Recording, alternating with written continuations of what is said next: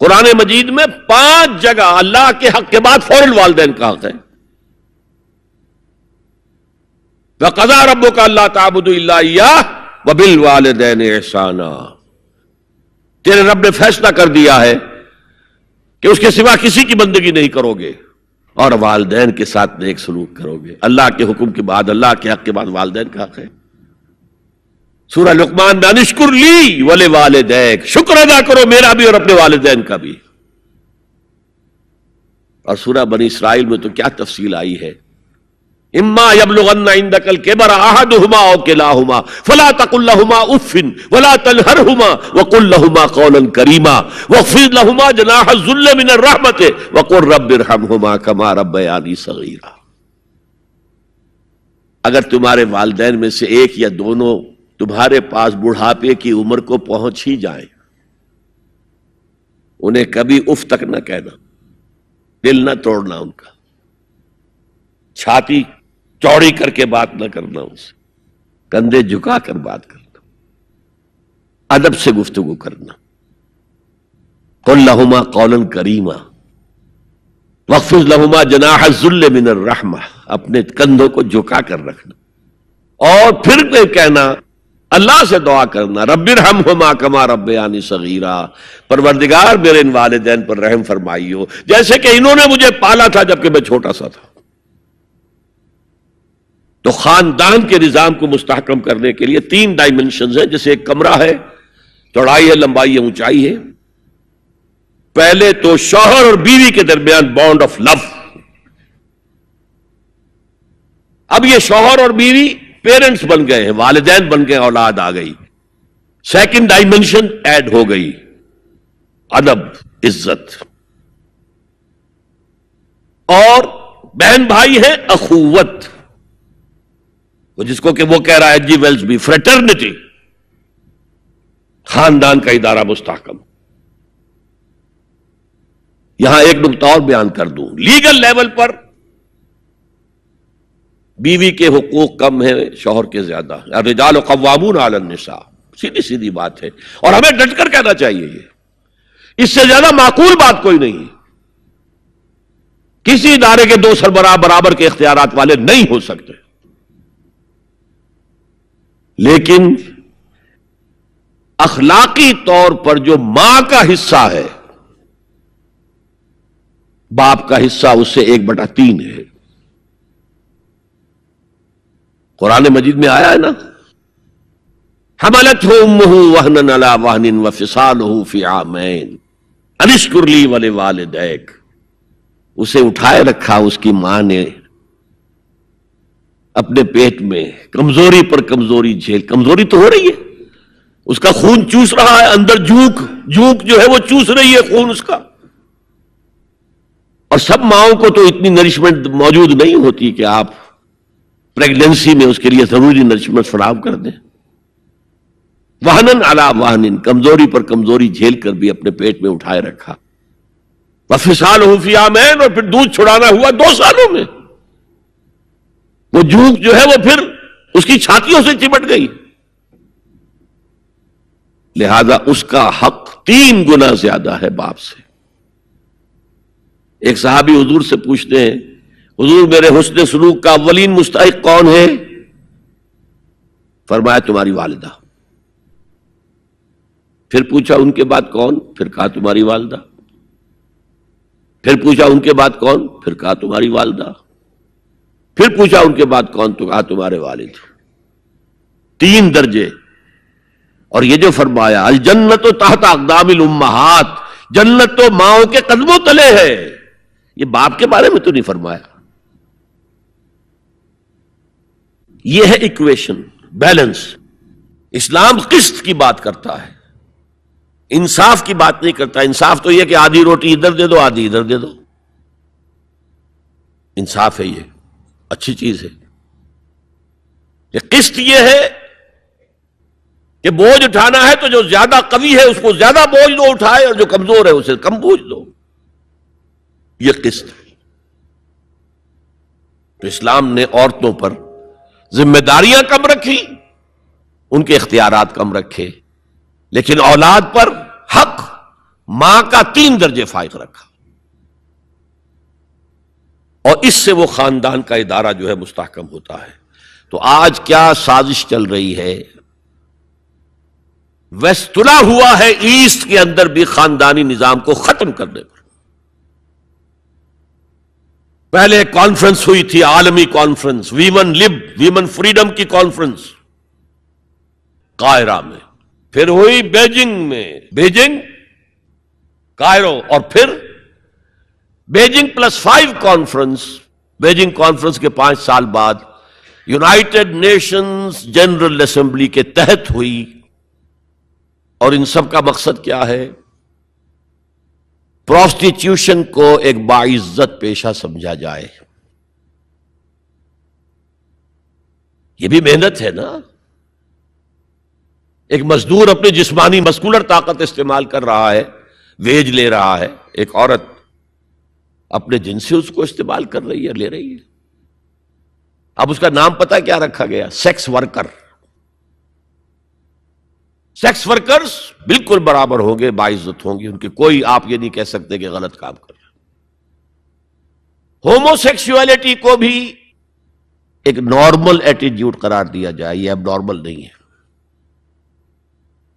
آپ کو معلوم ہے امریکہ میں، سویڈن میں تو بہت پہلے سے تھا، برطانیہ میں تھا، ہومو سیکسول میرجز، 2 مردوں کی شادیاں ہو رہی ہیں، ان میں سے ایک شوہر ہے اور ایک بیوی ہے، اور رجسٹر ہو رہی ہے شادی، رجسٹر۔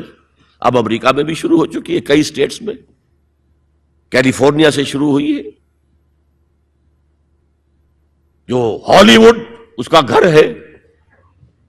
نمبر 3، طلاق اور وراثت میں مرد اور عورت برابر ہونے چاہیے، جب عورت چاہے طلاق دے دے۔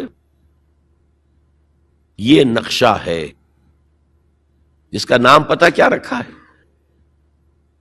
Social engineering programme of the United Nations organization.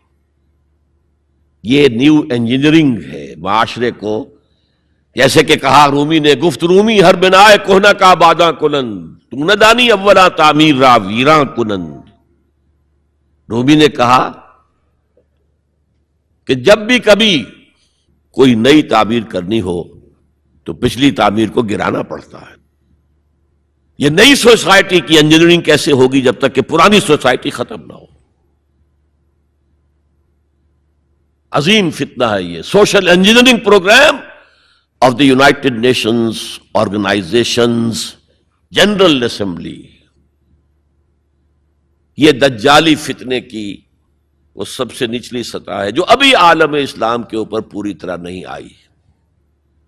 اگرچہ عالم اسلام کی ایلیٹ اکثر و بیشتر اس رنگ پہ جا چکی ہے، مغربی ویلیوز اور مغربی تہذیب کے اثرات آ چکے ہیں، لیکن ابھی نچلی سطحوں پر درمیانی طبقوں میں کچھ نہ کچھ مشرقی اقدار ہیں، کچھ شرم و حیا کی قدر و قیمت ہے، عصمت و عفت کی کوئی قدر و قیمت ہے۔ اور اصل میں یہ یہودی پروگرام ہے، تمام انسانوں کو حیوان بنا دو، اور حیوانوں کو ایکسپلائٹ کرنا ہمارا حق ہے۔ انہوں نے جو نام دے رکھا ہے پوری دنیا کو، گوئمز اینڈ جینٹائلز، یہ جو ان کی کتاب تالمود ہے، یہ تورات کی باتیں نہیں جو میں بتا رہا ہوں، ان کی تالمود جو کہ فقہ کی کتاب سمجھ لیجئے، اس میں لکھا ہے کہ جب سوائے ہمارے فل ہیومن بینگ صرف ہم ہیں، باقی سب یہ حیوان ہے انسانی شکل میں، اور حیوان کو استعمال کرنا انسان کا حق ہے۔ گھوڑے کو ٹانگے میں جوتیں گے بگی میں، ہمارا حق ہے۔ بیل کو آپ جوت دیں گے ہل میں، حق ہے۔ اسی طرح انسانوں کو ایکسپلائٹ کرنا ہمارا حق ہے۔ البتہ جیسے گھوڑے کو بھی کچھ دانہ ڈالیں گے شام کو تو اگلے روز استعمال کریں گے نا اسے، تو کچھ نہ کچھ انہیں بھی دینا چاہیے۔ تمام دنیا مزدور بن جائے، انسانی اخلاقیات ختم ہو جائیں اور یہ حیوانوں کی طرح کام کریں، البتہ اس میں سے ہم کچھ ان کو بھی دیں گے، باقی ملائی ہم کھسیٹ لیں گے اپنے بینکنگ کے نظام کے تحت۔ وہ حکومت اپنی پوری دنیا پر نہیں چاہتے۔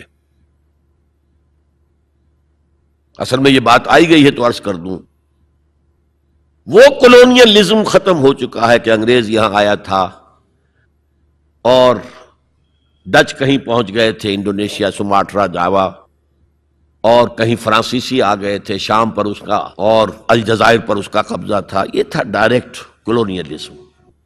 اب اس میں ہوتا کیا تھا؟ وقتاً فوقتاً بغاوتیں اٹھتی تھیں، لوگ مارتے تھے ان کو، یہ ان کو مارتے تھے. انہوں نے کہا یہ بستر تو لپیٹ دو، ایک نیا کولونیلزم شروع کر دو.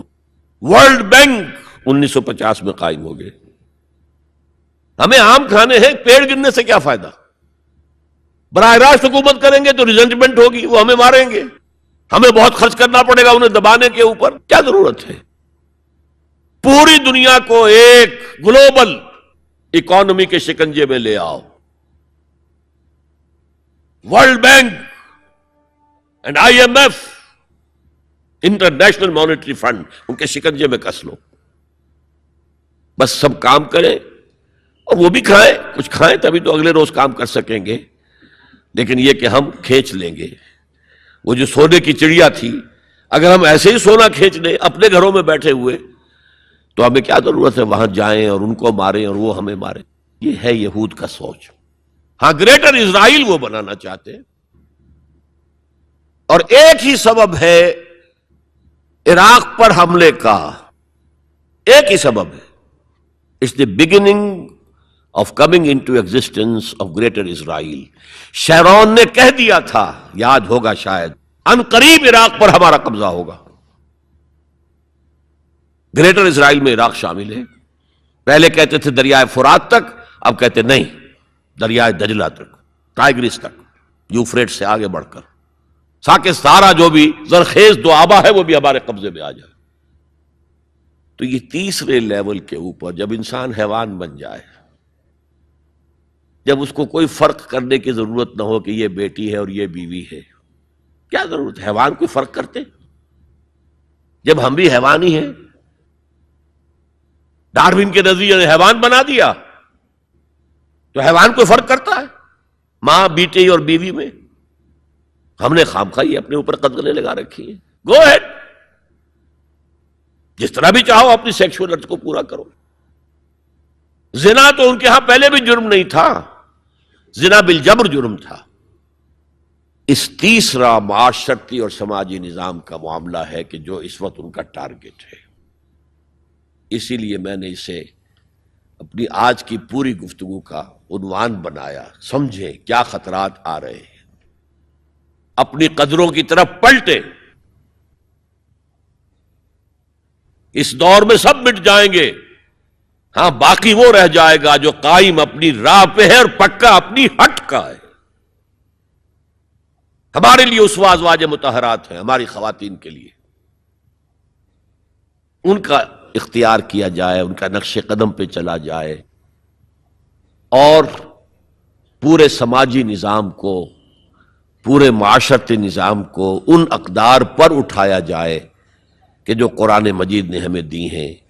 یہی ہمارے لیے نجات کی راہ ہے. هي الحلقات تحفظني بآيات من القرآن، هي الحلقات تملأني بحب المصطفى العدنان، هي الحلقات تحفظني